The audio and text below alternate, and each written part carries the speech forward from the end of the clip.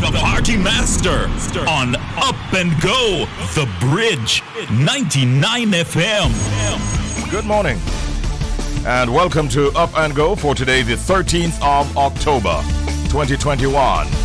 Let me just tell you that this morning we have the likes of Dr. Angela Brown-Bruke. We've got an attorney-at-law, Stephen Jackson. We've got the newly crowned Miss Jamaica World, Khalia Hall, who will be one of our guests. And we've got Miss Grace Mclean, a financial advisor at BPM Financial. Those are among the guests that we'll have. Our peeps in the streets will keep us updated on what's going on the streets of Jamaica. And right now we say again, good morning and welcome. Time now for headlines across the bridge, here on the Bridge 99 FM. First of all, we take a look at the local newspapers. On the Gleaner front page, disgrace. Minister urged to call in cops as Bernard McLean under scrutiny for $124 million spend. Grace Mclean, acting permanent secretary, and Dean Roy Bernard, the in limbo permanent secretary, have been criticized in the Auditor General's report for failing to safeguard taxpayers' money. With the Ministry of Education unable to account for how $124 million in taxpayers' money was spent by the Cecil Cornwall-chaired Joint Committee on Tertiary Education, JCTE, Auditor General Pamela Monroe-Ellis has recommended that Portfolio Minister Favour Williams ask the police or an anti-corruption agency to further investigate the matter. In a special probe into the JCTE, the Auditor General also recommended that the Ministry of Finance and the Public Service institute surcharge action against Dean Roy Bernard, the in limbo permanent secretary in the Ministry of Education, and Dr. Grace Mclean, acting permanent secretary, on the basis that both officers failed in their fiduciary duty. Bernard is currently involved in a court battle with the government after he was transferred from his substantive post as permanent secretary to the Ministry of Finance and the Public Service. And we now take a look at a big story on the Jamaica Observer newspaper's front page. Bank charge. NCB introduces mandatory vaccination for all staff beginning month end. Whipping out numbers showing that the COVID-19 disease had taken a heavy toll on the company, NCB Financial Group President and CEO Patrick Hilton yesterday told the bank's staff they would henceforth have to be fully vaccinated. Unfortunately, our NCB team has had almost 200 confirmed cases since March 2020, and we have experienced the heartbreak and extreme pain coming from the deaths of 3 members of our NCB family, Hilton said in a circular to staff. The decision made NCB the latest in a string of private companies which have decided to institute a policy of mandatory vaccination. As a companion measure, NCB is requiring that any staff member who refuses to abide by the policy, even if working remotely, will have to present a negative PCR test by the Wednesday of each week, effective November 3, 2021. NCB, Jamaica's largest financial services provider, commanding a 40.8% market share by assets of the commercial banking sector, operates a network of 36 locations and over 170 ABMs island-wide. It is ranked among companies employing between 1,000 and 5,000 employees. Now, the mandatory vaccine decision also appears to preempt Prime Minister Andrew Holness, who has been giving increasingly clearer hints that a national vaccine mandate is on the horizon. But it is bound to attract opposition from a sizable number of Jamaicans who do not believe in vaccine mandates, arguing that people should be allowed to make up their own minds on whether to take the vaccine.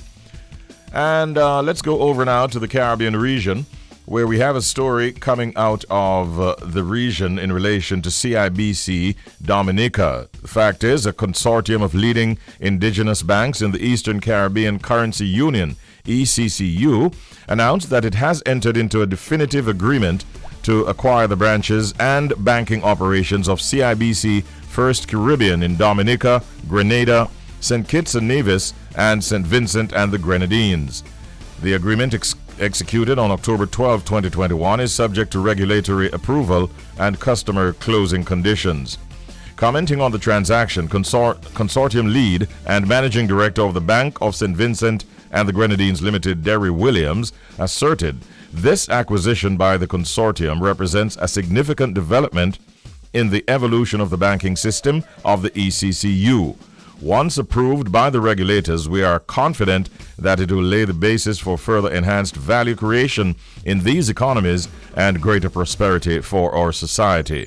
The four members of the consortium are the National Bank of Dominica Limited, Grenada Cooperative Bank Limited, St. Kitts Nevis Anguilla National Bank Limited, and the Bank of St. Vincent and the Grenadines Limited, agent of the consortium. And just to share with you a quick story coming out of the CNN in relation to Russia. Putin says Russia needs to speed up vaccination for COVID-19. Russia must accelerate COVID-19 vaccinations, Russian President Vladimir Putin reiterated yesterday as the country recorded its highest daily death toll since the start of the pandemic. Addressing newly elected lawmakers of the state of Duma, Russia's lower parliament house, Putin urged the deputies who had gathered in the Kremlin to convince the Russian public to get vaccinated as the situation continues to worsen across the vast country. Those are the headlines across the bridge. And the stories were so interesting, we kind of delved a little bit deeper than just the mere headlines. And that is what we do every morning at 6:15 right here on Up and Go. Anyway, why did the poor dog chase his own tail? I think that's easy. He was trying to make both ends meet. That's one, but I got some more. Why do cows have hooves instead of feet? Come on, put on your thinking caps. Again, why do cows have hooves instead of feet? Because they lactose.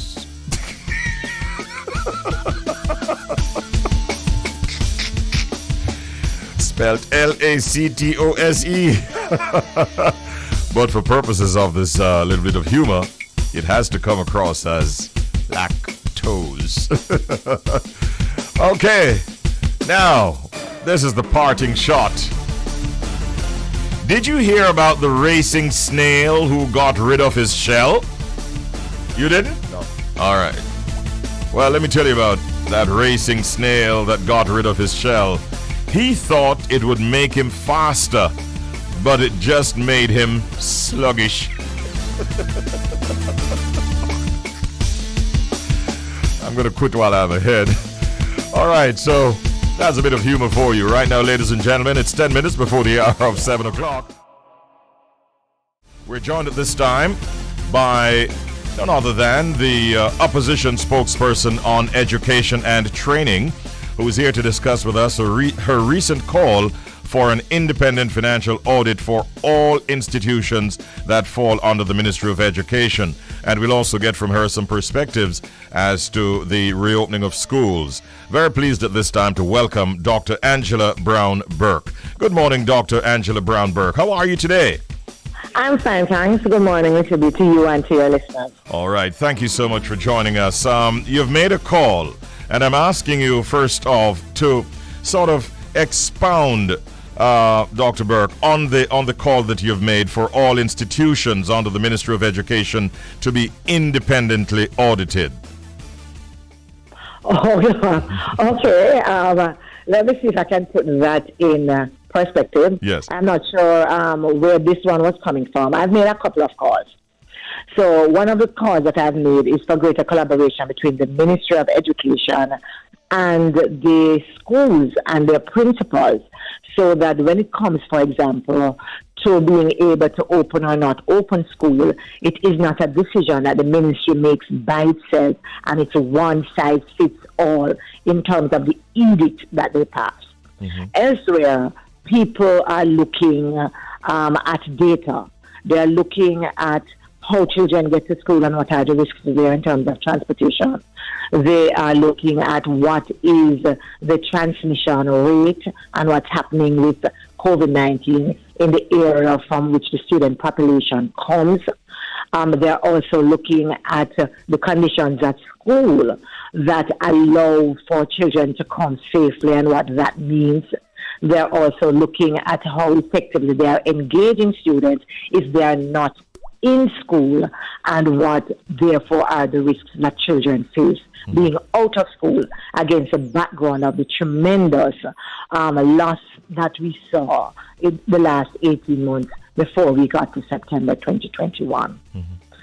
So in the face of that, I've been saying this for quite some time, that it is not one size that fits all, and that each school needs to understand what is the framework that the ministry is using, what is that checklist, so that they can identify when they have all of those covered. So it's not even just an audit that the ministry needs to make. It is that the schools need to be in a position based on the framework that the ministry has put out in terms of how you open school, when you open school, to do their own audit to see what is missing. I believe that most of the schools, because they have been in conversation with the Ministry of Health, have done all of those things that the Ministry of Health has asked them to do. But what is missing, I believe, is an overall framework that allows you to do some longer-term planning. So, for example, we know that we are in a pandemic. We know that we don't have control over the spikes. And so there might be a spike that takes us to a point where going to work might be difficult, going to school might be difficult. But I'm saying that as long as we consider the state of the transmission of COVID-19 in Jamaica at a point where every worker can go to work, why are we keeping our children home? Because they should be in school, and that's the point I'm really making. Right. But on the point, to continue on that point of face-to-face learning, what would you recommend that we should do in order to avoid, a rapid increase in cases of COVID-19 among the school population? So the first thing we have to do is to make sure that we're knowledgeable about what's happening elsewhere. In Jamaica, there are schools that have been open and are doing face-to-face. Let's find out what they are doing. Across the world, there are cases, there are jurisdictions that's doing that. I remember seeing a report not so long ago about what's happening in LA. They are open, they are going face-to-face. What they have done, they have insisted on the mask wearing, on the ventilation. They do have a school bus system, so the risk on public transportation has been lessened, and they have found that they haven't seen the kind of outbreak that people fear.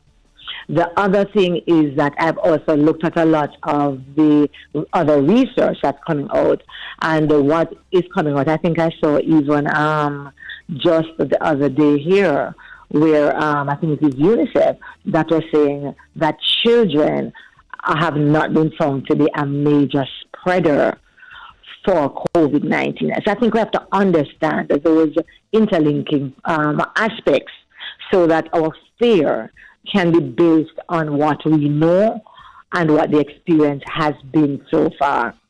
The other thing is to understand, for example, we don't have vaccines for children under 12. So vaccine then is not an option for our students.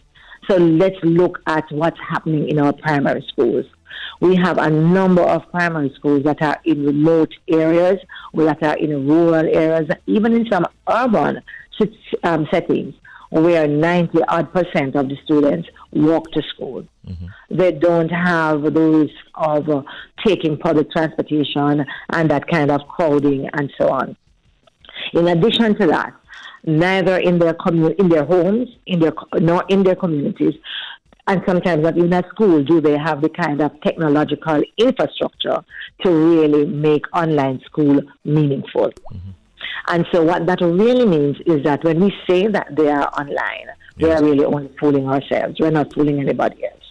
I'm saying that what needs to happen, because the ministry should have that kind of data available, is to identify, first of all, those schools and have a conversation with the principals about how we educate our children safely. The parents have been doing some things. The teachers and principals have been doing some schools, putting in their wash stations, identifying how they would deal with lunch and so on. That's part of it. The ministry needs to step up and play their part. What am I talking about? We need ventilation, right? And that's one of the big things that they talk about in the classrooms, that you need ventilation. The second is around transportation. Okay. As I said, for those that we don't have to talk about transportation yet, let's tick that box. And let's deal with the ventilation, let's deal with the mask wearing, let's make sure that they have enough resources to deal with the hand washing, the wash stations, sanitization, the additional staff that will be required to kind of do that. And then let's have the conversation, because what are people doing? They're not taking every class in every single day, no. Right now, there are schools, even in Jamaica, where kids come into school once or twice per week, which is far better than coming in none at all. So that's the first thing. Do you take the entire class in? No, because in most cases, our classes as they are, before COVID, were actually too big for any proper management and education anyway. So here's an opportunity to break your classes down. So you could, depending on the numbers, bring in half of the class or 1/3 of the class, and they come in once per week or twice per week. And you organize that so that they will understand the instructions for the week, they'll understand the material to be covered for the week, and they will understand what is required of them when our assignments due. If they have questions, how would that be treated? Yep. That's what people are doing. They'll use under the trees, community spaces, community centers, church halls that might be better ventilated, until the ministry works out a plan as to how they make sure classrooms are properly ventilated. Those are valuable suggestions, and we certainly hope that the powers that be will look into those suggestions. Another issue that has emerged, Dr. Brown-Bruke, I think I saw it last night, where there are thousands of students who are unaccounted for just 2 months into the new school year. Are you aware of this troubling fact, and what do you propose to sort of remedy that situation going forward?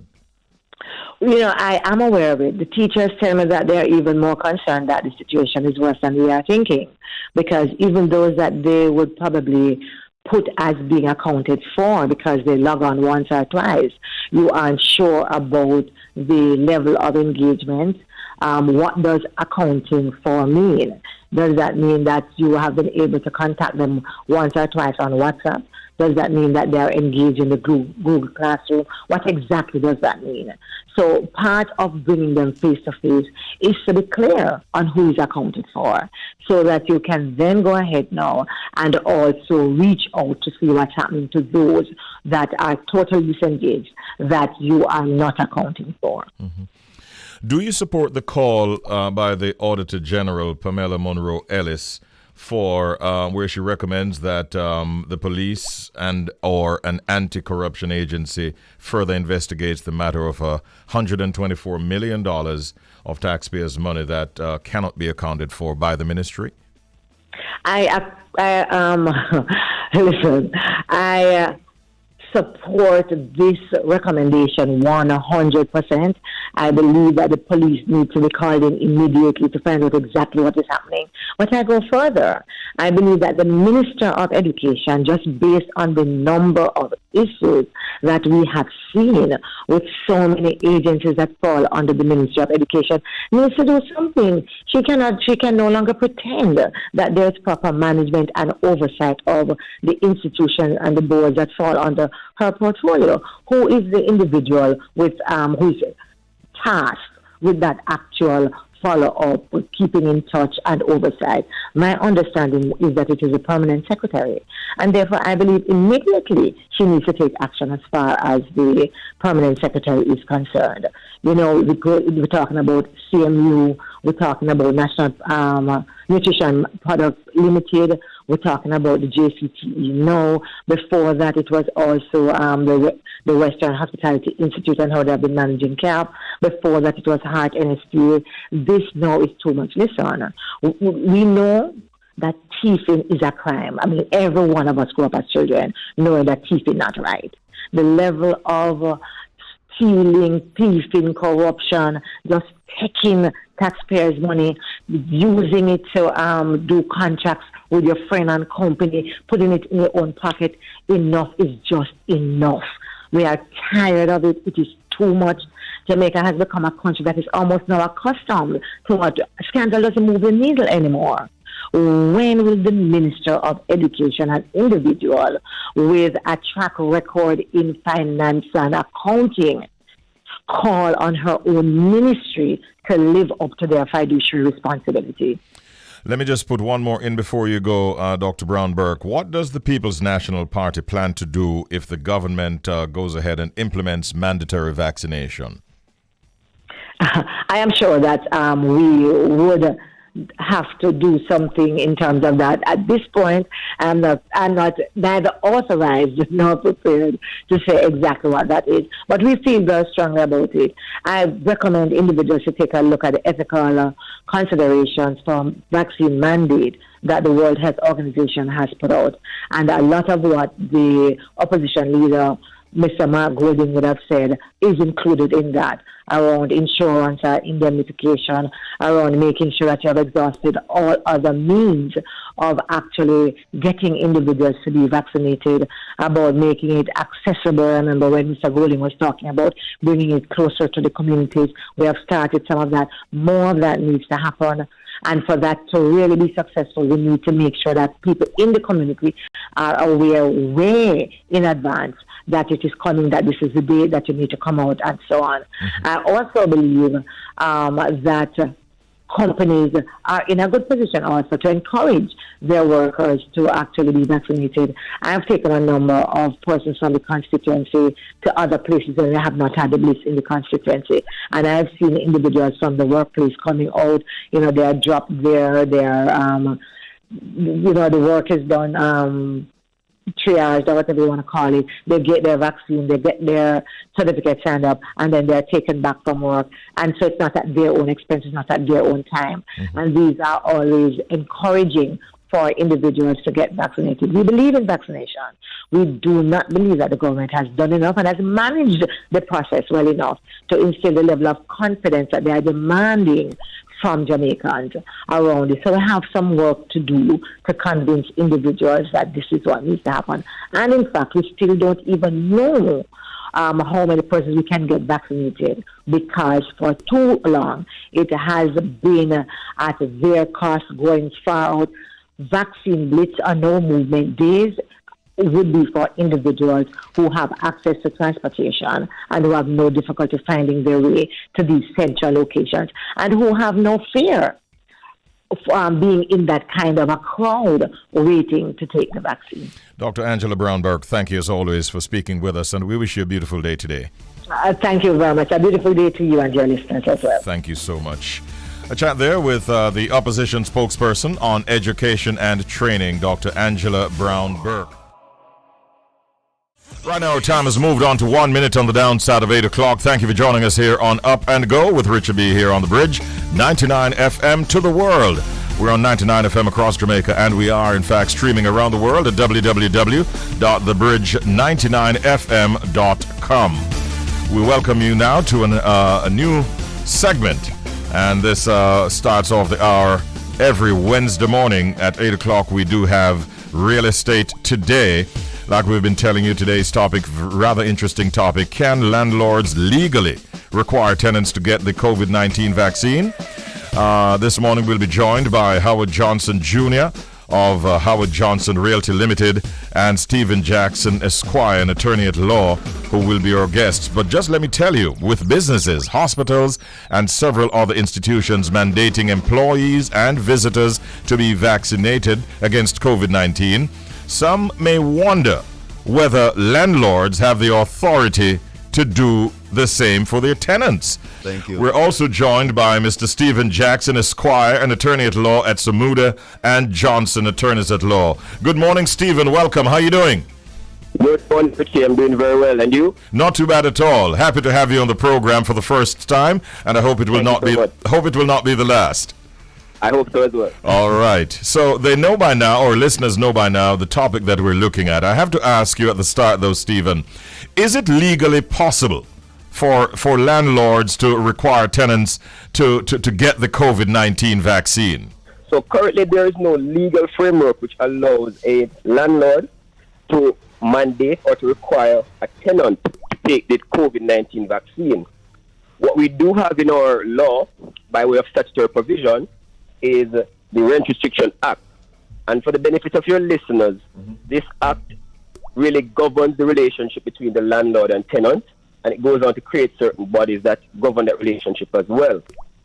And I'm going to read for you what the section says. Section 25, 5 of the act says, nothing in this act shall prevent the making of an order for the ejectment of any person where in the opinion of the court, is asked to make the order, the ejectment is important or expedient for the protection of the public health or public safety.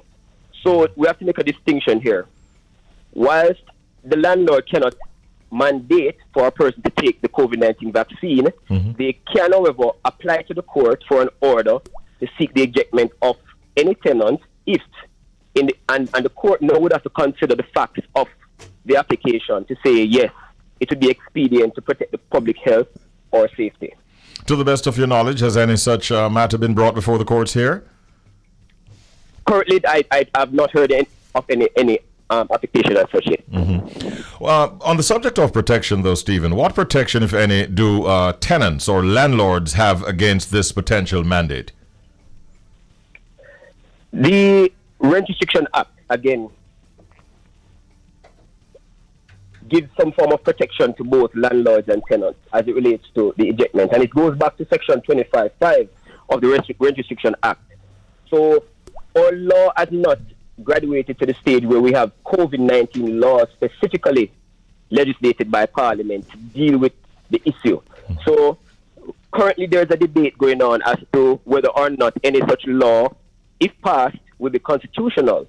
And one of my learned seniors indicated publicly that the important thing for it to be considered constitutional is whether or not the law is properly drafted. So now the law would have to take into consideration the rights and responsibilities of both landlord and tenant and see how best, in light of the pandemic, that relationship can be fostered to ensure that both parties remain on equal footing.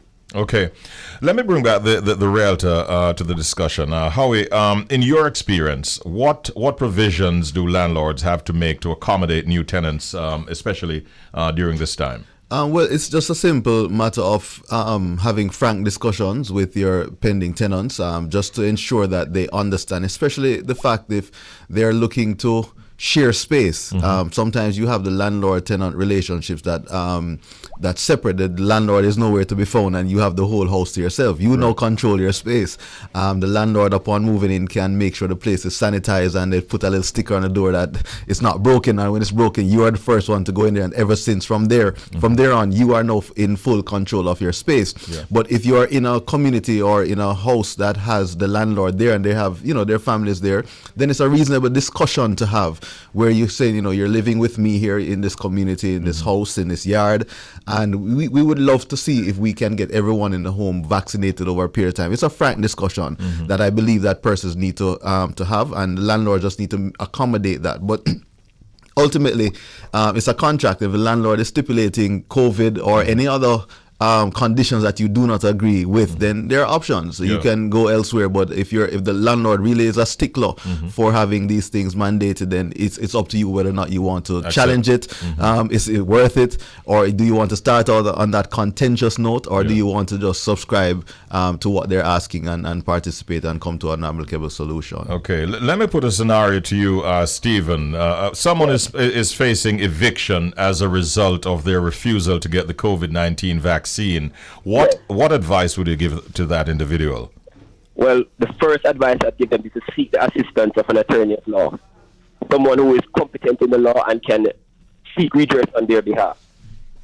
That attorney now will be required to know the law on the area specifically and to make an application to the court or to the relevant statutory body that could assist their client in getting some form of redress. Also, our law does not provide for forcible eviction by a landlord.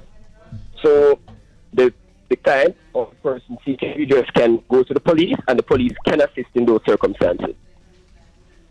Because the law does not provide for any sort of forcible eviction by way of not taking the COVID-19 vaccine. Mm-hmm. Okay, all right. Very important advice. And you notice he said the first thing is consult with your attorney-at-law for advice. Howie, have you encountered any such mandate by landlords since the onset of the COVID-19 pandemic? No, not by landlords, but I will tell you, last week when I was on my way to Mobay, I had to travel with a team of vaccinated staff members because the meeting that we were going to, it was stipulated that all attendees must be fully vaccinated. Oh, wow. So it is happening in different spheres, but I haven't encountered it with landlord and tenants just yet. Okay. Let's move on to the tip of the day as time is of the essence. What is your tip that you want to share with us this morning? Well, to reduce the chances of disputes or issues later, it's a wise move to closely scrutinize your tenancy agreement before you sign it, to make sure that you actually know what your obligations are and what rules and conditions you must adhere to. And it goes beyond just COVID. It also includes bylaws for different communities. So you want to make sure that you're not just rushing to move in, but you're signing to all the terms and conditions that you're going to ultimately be responsible for. All right. We're now moving on to our next item on the agenda, and that is going but not yet gone. Yes, sir. You got a deal for us. Let's hear it. Okay, we're back in Kingston now. Available for rent is a cozy studio apartment. It is located in close proximity to the prime business districts such as New Kingston, Ligonier, and Barbican. It's in the Golden Triangle area. The rent is inclusive of utilities, water, electricity, and gas. And for your comfort during those hot days of working from home, there's an AC package available that provides you with 12 hours of usage of the air conditioning unit per day for an additional charge of $8,400 per month. Don't wait too long. This unit is actually going. We showed it at least 4 times yesterday, and I'm not sure we got an offer yet, but we're asking 80,000 Jamaican dollars for this studio with all the amenities that are provided that we just mentioned. And we're asking you to contact Denise Tucker at 876-404-5842. That's Denise Tucker at 404-5842, or send her an email, denese@hjrealtors.com. All right. Good luck with that, Denise. I think it's going to be going very, very if not soon. gone. Yeah. All right. I want to thank you, Stephen Jackson. By the way, where can you be found, Stephen? I can be found at the law firm of Samuda and Johnson. We're at 15 Trinidad Terrace, Kingston 5. That's in New Kingston. Thank you for your legal perspectives this morning, and thank you, Howard. Howard, you want to share with us before you go where Howard Johnson Realty can be found? Okay, we're at unit number 15, Ligonier Post Mall. That's 115 Hope Road, just across from Sovereign Center. You can visit us on our website, hjrealtors.com, or on social media using the hashtag or username at hjrealtors. You can send us a WhatsApp at 876-339-6282, or call our offices at 876-620-1457. And your website? www.hjrealtors.com. All right. Thank you, Howard Johnson Jr., and thank you again, Stephen Jackson. Have yourselves a great day, and we look forward to being here with you for Real Estate Today next Wednesday morning at 8 o'clock right here on The Bridge. Richie, I know your secret sound, you know. Yeah. I know your secret sound. Really? Yes, sir. You need to tell me off the air. But for those who don't, work on it, because at 8:30 we've got the giveaways for you. Howie says he knows it. Do you know this? That is our secret sound. I'll find out from Howie. Take him off camera so they don't even get a chance to read his lips or anything what he's saying. But we're going to find out. Let's get back to the music right now at 8:15. We understand that Abigail Myrie, the daughter of Busha Banton, is not missing, as was believed sometime yesterday when news broke of her apparent disappearance. My family don't like when the truth is out, so they do things to save themselves, is what one member of Bush's family has said. My sister is not missing. All of that is a lie. Me and my sister talk almost every day. I repeat, my sister is not missing, said Jazeel Myrie in relation to word that came out about his sister's disappearance or being missing yesterday. They're both children of Grammy-winning artist Buju Banton, and it seems there's a little situation there that needs to be taken care of, and we hope that everything will be A-OK between the family in the near future. But it's really, really good news that Abigail Myrie, Bush's daughter, is definitely not missing. Ladies and gentlemen, we're very, very pleased to be joined at this time by the newly crowned Miss Jamaica World Winner, none other than Khalia Hall. She's in fact our guest on the telephone at this time. Good morning, Khalia. Good morning, Mr. Richie B. How are you? I'm doing well. First of all, congratulations, Khalia. You are now the new Miss Jamaica World. Has it sunk in as yet?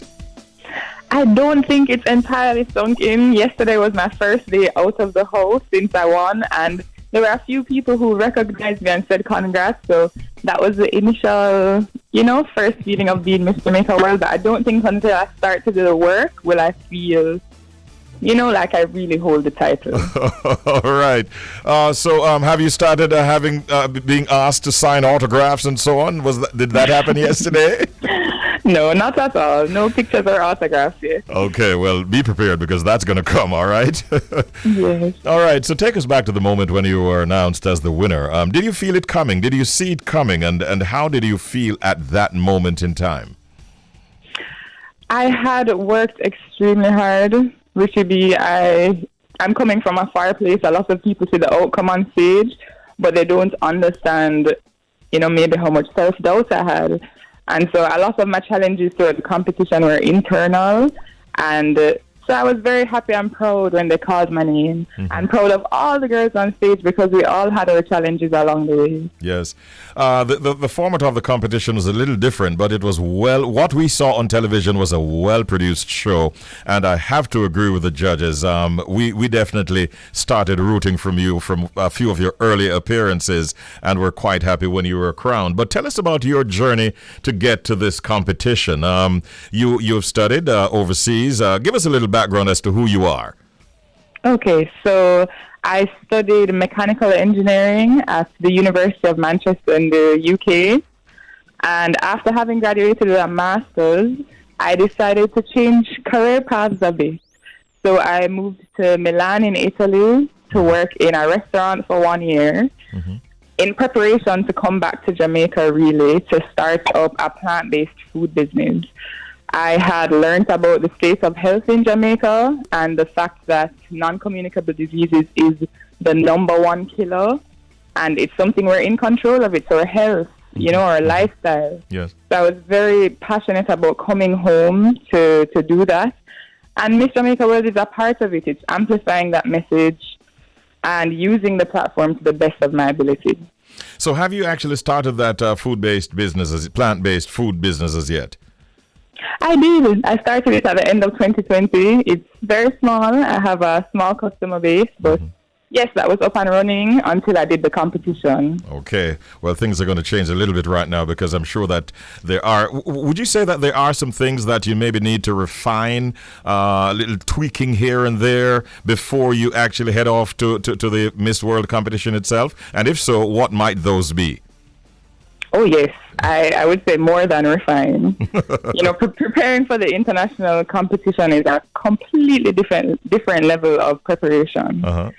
So, speech, walk, confidence building, ensuring I'm in the right mental state, in addition to all the material you have to prepare. So the introduction video, the talent piece. It's a lot of work, but I'm ready to put it in. Do you have what you call adequate resources around you that you can draw on previous winners and so on with whom you'll have conversations? Tell us about that side of the preparation. Definitely. The Miss Jamaica World team is well equipped.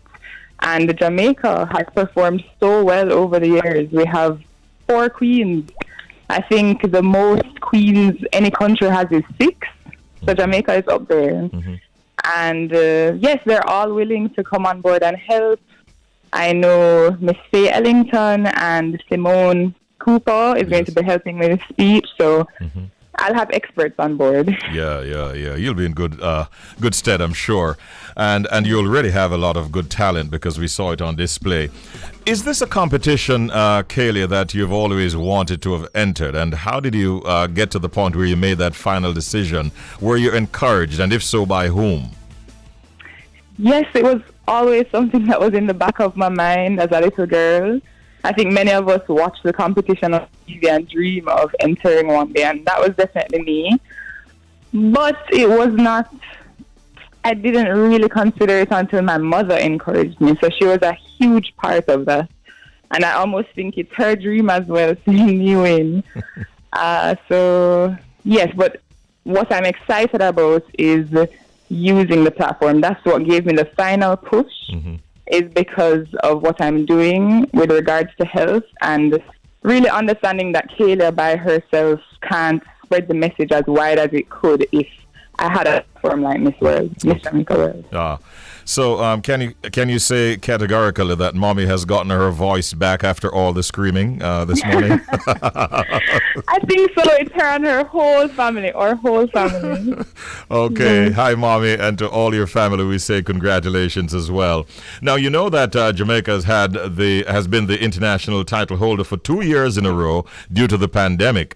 Does that make you feel pressured into wanting to bring back the title home, or how do you treat with that fact?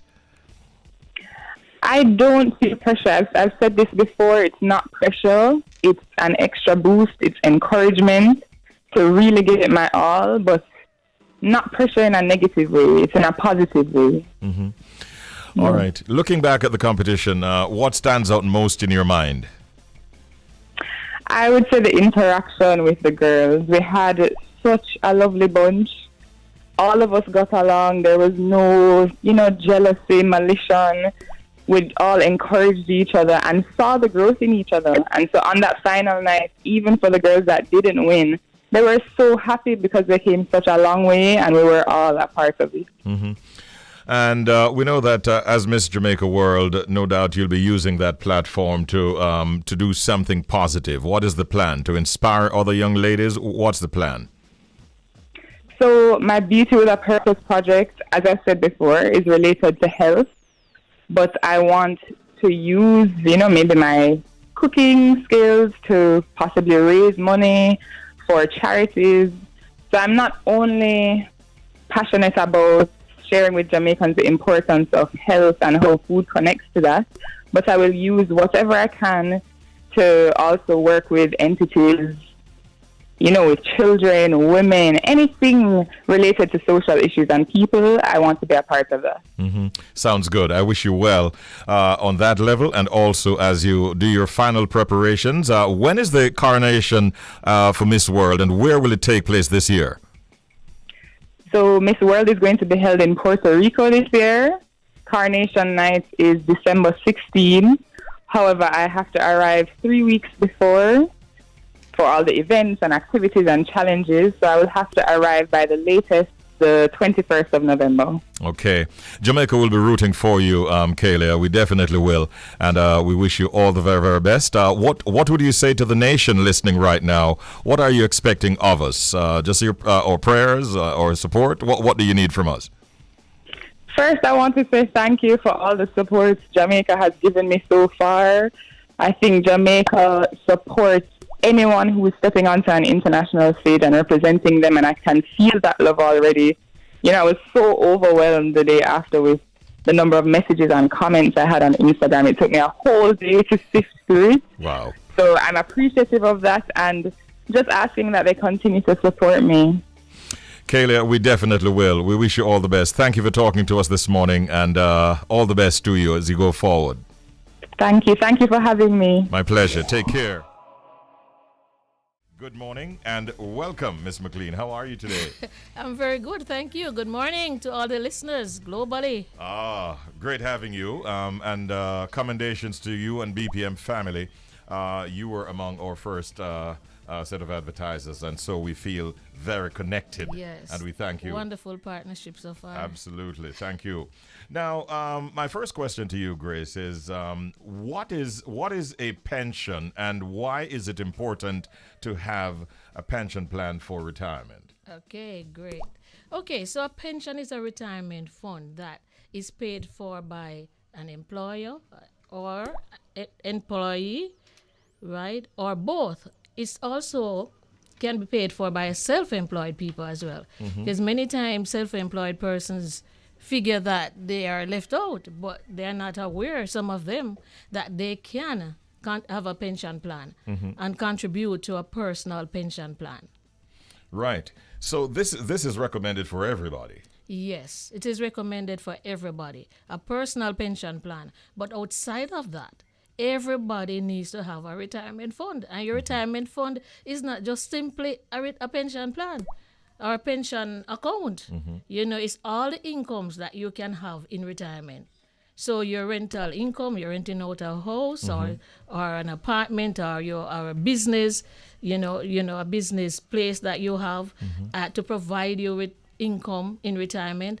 That's retirement income. Yeah. Right? So your retirement, it should be considered as a pool of funds, including your personal pension or your superannuation contributions, if it is that you contribute to a group pension At your workplace, at for your instance. workplace, for example, right? So it includes that.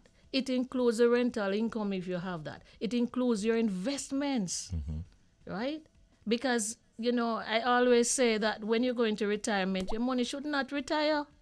Should Your still be money working. must be working for you, right? Always be working. No lazy money No around lazy here. money, right? So at any stage of life, your money must be working. It's you who are in retirement, but your money must not retire. Sounds good. So what are some of the challenges that persons face if they do not have a pension, when they get older? It's right now we have a retirement crisis in Jamaica, and it's not just Jamaica. Globally, there is a retirement crisis. But I'm going to speak specifically about Jamaica, and I know that the diaspora is concerned about their families in Jamaica. So right now, near 20% of the working population has a pension plan, contribute to a pension plan in Jamaica. Okay. So what happened to the other 80%? Right. Who will take care of their pension in retirement? Who is going to give them an income? Because that's what your pension does. It gives you an income for life when you retire, right? But if 80% of the working population in Jamaica don't have a pension plan, not contributing to one, then what is going to happen? By 2050, right, it is projected that 18% of the overall population will be in retirement, 18%. Right? So we really have a dilemma. Then when you look at the NIS, near 38%, or about 38% of the working population contributes to NIS. NIS ought to be compulsory, should be, it's a compulsory plan. Right. Yet only 38% of the working population have been contributing to The NIS. Yeah. So recently the government introduced a social pension. That's $6,800 every 2 months. And that is only applicable to persons who are aged 75 and older.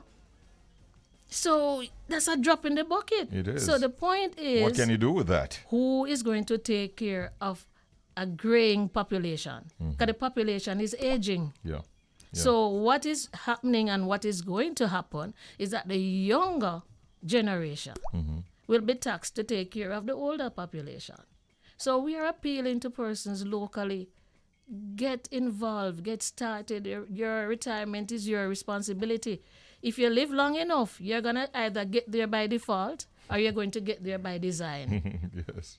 right? It's got to be one of the two. One of the two. I want to bring DJ Roy into the picture because I know that this is a matter that is also dear to his heart. DJ Roy, you have a question for Grace? Yes. Tell me, what role does the employer play in terms of pension? Okay, so some employers offer pension to their employees. What has happened over the years, though, most employers have been moving from the superannuation, which is that group pension that they would contribute to, right? In some instances, they were the only ones contributing to it, and the employees would be sure of a pension when they retire. Right. In other instances, they contribute and the employees make a contribution to the pension. What has happened now, a personal pension plan, right? Approved retirement scheme was introduced some years ago. So it costs employers less money. As a matter of fact, it doesn't cost them any money to have their employees enrolled in a personal pension plan. So employers have shifted from the group pension and have encouraged their employees to get their own pension. That's what we are faced with now, right? So the employees can no longer be looking to their employers to secure a pension in retirement. They're going to have to take the bull by the horn. And in addition to that, the employers now have the option not to contribute at all to the personal pension that the employee has. With the superannuation pension, right? The employer had to make a contribution to it. Right. With the personal pension, they don't. And so it saves the employers a lot of money by not having a group pension for their employees. It's costly to operate, right? So it's easier for them to recommend the personal pension plan. And the challenge is still, though, that most of them, a lot of them, are not even encouraging their employees to have the salary deductions.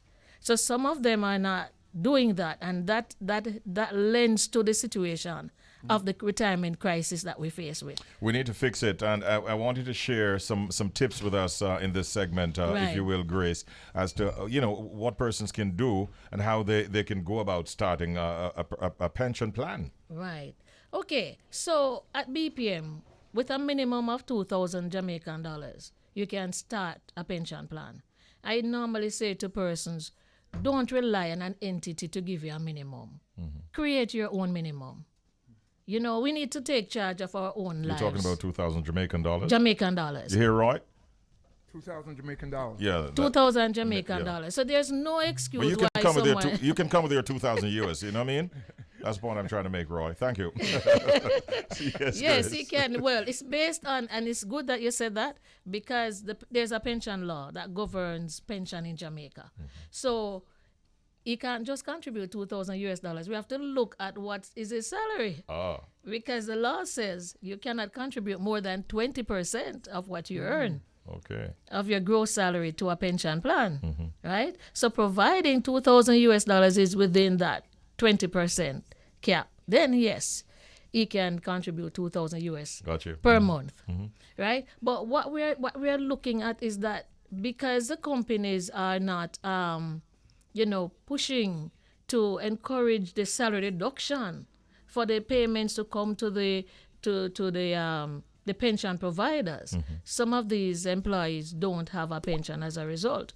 So we're saying what we're recommending now is for persons to just take responsibility, right? As I said before, don't stick to a minimum. $2,000 per month will not give you a suitable income in retirement. So what we do at BPM, when we sit with a client, we ask them, what are your goals for retirement?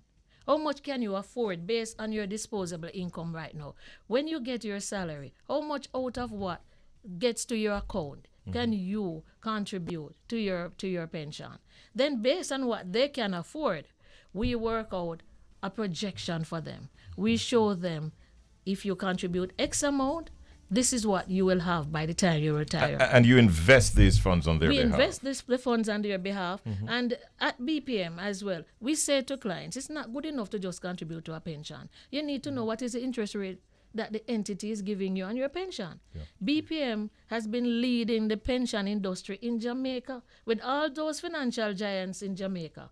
BPM for the past 3 years have given the highest rate of return on pension funds. Fantastic. And we have averaged 12% per year. 12%? 12% we have been averaging on our pension fund. That's excellent return on money. Believe you me, congratulations. You know, we could go on and on. Yes, Roy, when it comes to things like pension and retirement, you know, Grace that's her forte. She loves to talk about it, and you've given us a lot of wonderful information this morning. I'm sure that persons out there, even in the wider world, the tri-state area and so on, will be making contact with you very soon. How can you be contacted, by the way? Before I talk about, give you the contact numbers, I just want to quickly say, supplement your pension with investments. Very important, right? Because there is inflation, which is known as a thief in the night, right? It's a silent thief. And just like how we prepare to, you know, we buy our homes or we may rent somewhere and we have security, fence and all kind and grills, but we don't prepare for inflation, which is going to rob you of the purchasing power of even your pension in retirement. So invest. What we're saying is we can be contacted at BPM Financial Limited. Yes. Right? We are located at 1A Holborn Road in New Kingston or Shop 19, Sagicor Commercial Center. You can contact us at 876-926-0849. All right. Well, I'm sure that your phone lines will be ringing off the hook because those tips and so on that you provided and the information generally. And remember, is quite we are on the website, we are online, or all the applications are online, etc.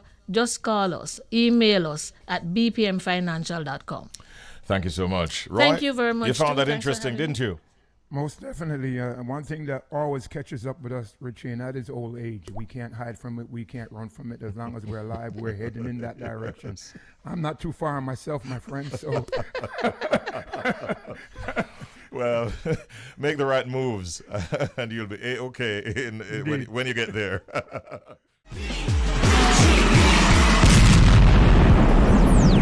Richie B, the party master, on Up and Go, The Bridge, 99 FM.